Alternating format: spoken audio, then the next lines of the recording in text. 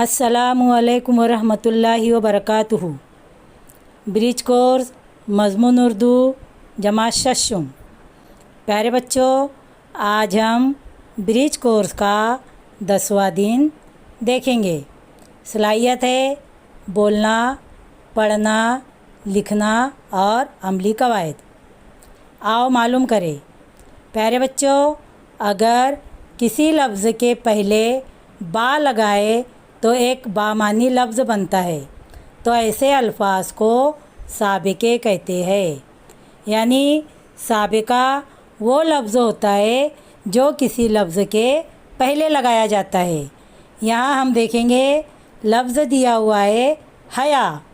इस लफ्ज़ के पहले बा साबिका लगाने पर लफ्ज़ बन गया बा हया।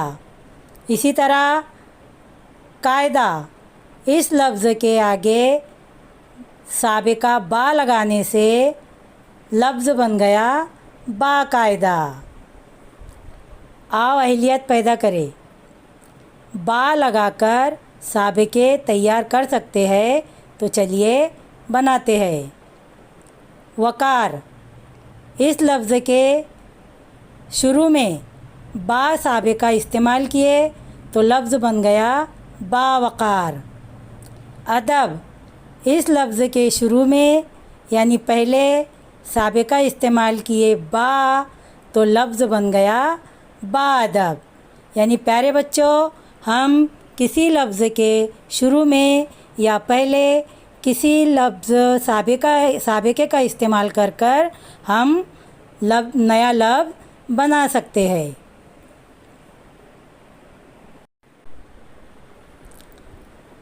आओ मश्क करें। बा लगाकर साबिके तैयार करने की मश्क करें। प्यारे बच्चों, यहाँ पर अल्फाज दिए हुए हैं वज़ू, अखलाक, इख्तियार, नसीब, किरदार। इन अल्फाज के आगे आप साबिके लगाकर नए लफ्ज़ बनाए।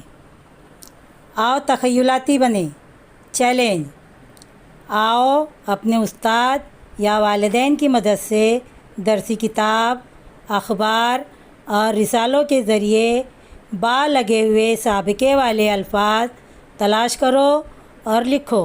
प्यारे बच्चों, आपको यहाँ पर साबिके लिखना है, तो अपनी दरसी किताब से तलाश कीजिए और अपनी बयाज में तहरीर कीजिए।